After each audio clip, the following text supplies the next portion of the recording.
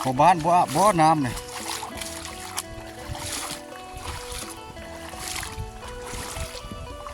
โอ้หินใหญ่พาพี่พี่น้องมาบ้านเสียงลงเนาะหรือว่าบ้านจะลงบ้านจะลงเราเป็นบ้านหนึ่งอีกแต่ว่าบ้านซอกห่างไกลซอกลีกจากตัวเมืองลงไปนี่ก็มีแต่ผู้เนาะหนทางก็ยากลำบากหลายมื้อนี้ไปเบิ่งนับกันว่าสิไหนๆเพิ่นสิอยู่เฮือนบ่หรือไหนๆมื้อนี้พอดีมาแวะสวนมันเพิ่นหน่อยหนึ่งเนาะปีกายนี่บ่ได้แวะพี่น้องมันเพิ่นโอ้ย2-3เจ้าโหอันนี้เป็นบ้านเชียงลงเนาะแต่ว่าเพิ่นส่วนหลายก็เพิ่นเฮ็ดสวนมันเนาะเพิ่นเฮ็ดสวนมันลมได้มาเลยโอ้เพิ่นเฮ็ดบ่แม่นธรรมดาอันนี้มันเพิ่นเอาไว้ปลูกไว้อันแช่น้ำไว้ปีหน้าเนาะอันนี้ผู้เจ้าเพิ่นกำลังตัดหญ้าอยู่เตาถ่านโอ้เพิ่นก็นอนอยู่กับนี่เลยปีนี้เนี่ยเพิ่นบ่ได้หลายปานใดเพิ่นว่าเนาะปีนี้ละใครกว่าปีกายนี่มันดิบจักโลเท่าไหร่เนาะปีนี้ใครแน่เพิ่นว่ามันดิบจักโลเท่าไหร่ได้โบโล3,0003,600เนาะใครกดปีกายนี่เนาะ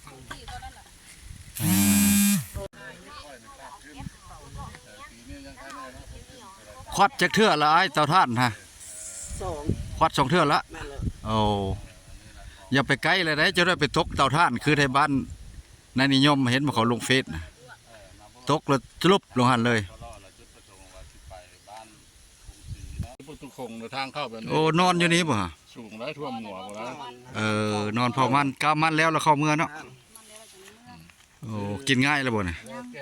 กินกับยังมื้อนี่คอยปลาโอ้โหคอยปลาท่านผู้ชมกินอยู่ป่าอยู่ดงเนาะแซ่บเลยเนาะโอ้แจ่วหมักเผ็ดหมักทั่วแห่บ้านเฮาพี่น้อง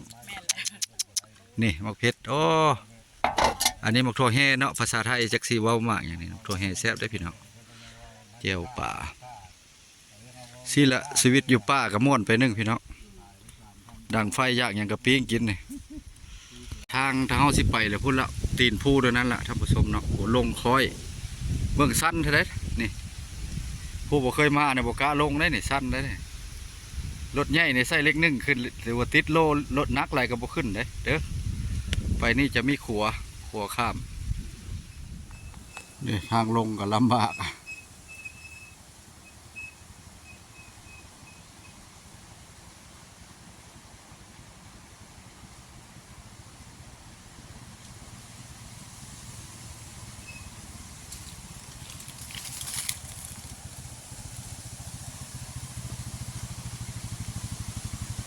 บ่เป็นหยังบ่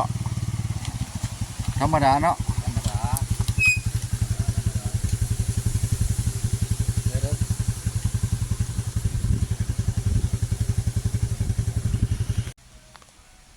โอ้ขัวไม้นี่ยังบ่เฮ็ดเนาะยัง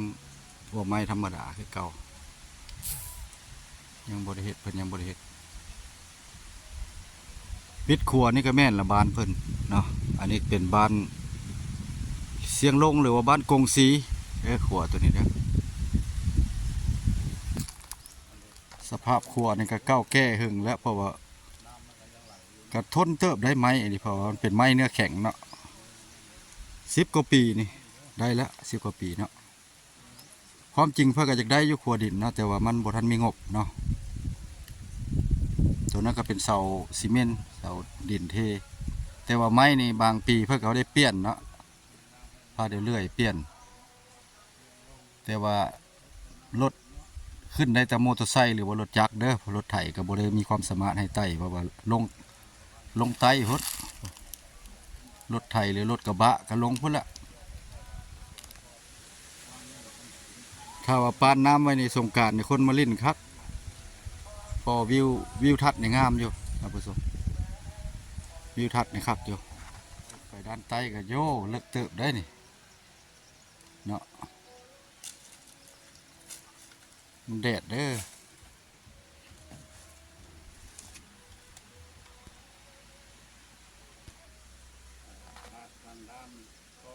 น้ำไหลน้ำตัวนี้ไหลออกจากภูเขียวเด้อขึ้นไปตามภูเขียวนครไหลน้ำไหลออกจากปากถ้ำเนาะห้วยทรายแล้วก็พุ่นละขึ้นไปพุ่นเทิงพุ่นละเนาะแต่แน่นอนออกจากภูเขียวน้ำตัวนี้มันเป็นน้ำเขาเอิ้นว่าน้ำเสียงลงไปตกกระบูดเสียงแหวนแล้วก็ตกใส่ตีนวันถ้ำนะตกใส่น้ำโดดเนาะน้ำโดดก็ต่อใส่น้ำของเลยเครือห้วยอันเดียวกันในน้ำบ่แห้งแต่ว่าซ้ำนี้แหละนี่หาอยู่หากินก็พอได้กินเนาะสัตว์มันก็กินน้ำตามนี้แหละเพราะว่าไปหาการหาเยิงก็พอได้กินอยู่ป่าเล็กๆน้อยๆเลยเนาะบางว่างมันก็ใหญ่มันก็ตกค้าง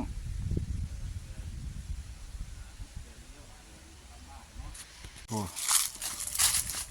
ลงไปด้านใต้ลองเบิ่งยามสงกรานต์เนี่ยยันมีคนมาลิ่นอยู่เนาะหินหลายเนี่ย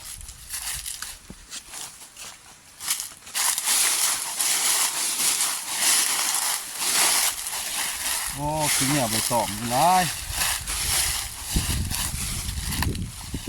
โอ้รถใหญ่เลยลงนี่เนาะลงมาในทางนี้รถใหญ่นี่รถใหญ่ลงใต้นี้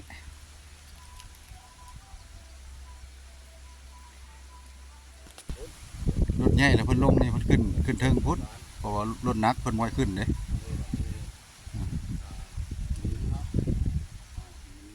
น้อยหินใหญ่แจกยากันอยู่เป็นคือจังซี่ละเป็นคือจังซี่ละทานผู้ชมเลยบ่บ้านบ่น้ำนี่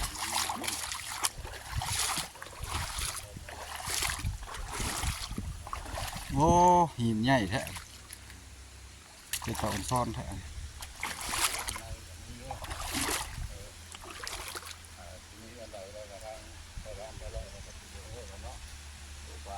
โอ้ครัวดิครับอันนี้ครัวนี่เก้าแก่หลายแหละครัว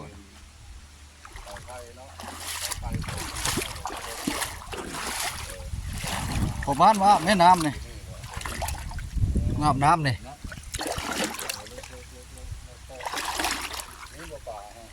โยมันก็สิมีแล้วเห็นว่าหลังเขาหูหินนี่นะอุ้ยเลิกเติบได้นี่เลยเลิกเติบได้นี่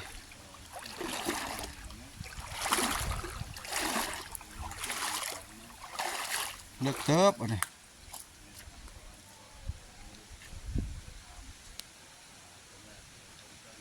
โอ้หัวตัวนี้มันบกกาไต่แล้วสูงกว่านี้มีแต่คนก็รถจักรนั่นแหละไต่มอเตอร์ไซค์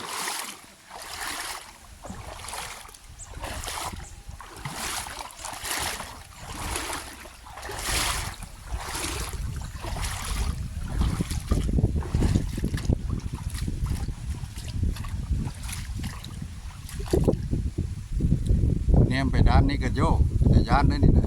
แต่ยานมันหักเนาะ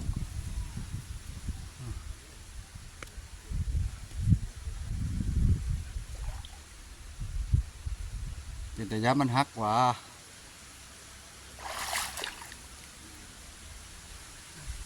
เสาซีเมนต์เนาะแต่ว่าเฮ็ดโดยไม้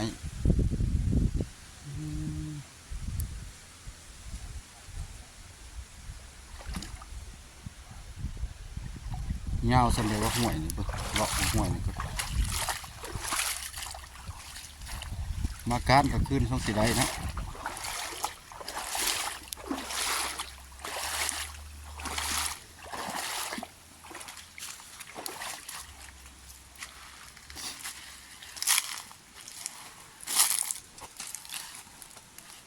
มื้อหน้าส่วนผู้บ้านมาหากินก่อน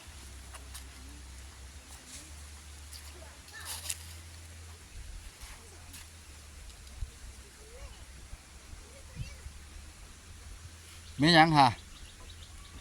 เฮ้ยมังโมบ่มังโมเครียดบ่ไอ้เครียดบ่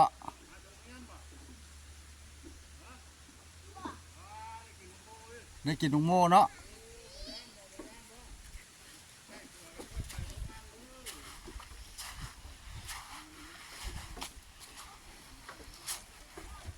เครียดกบคือสิหลายเนาะตามห้วยนี่เนาะ บาทกงสีนี่คักเนาะ